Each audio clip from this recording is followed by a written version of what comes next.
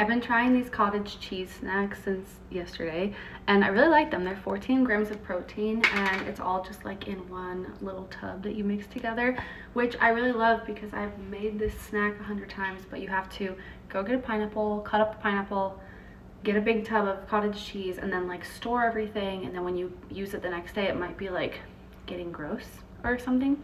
So I just like how clean and easy this is. Fast protein, quick calories before the gym, and I just wanted to share.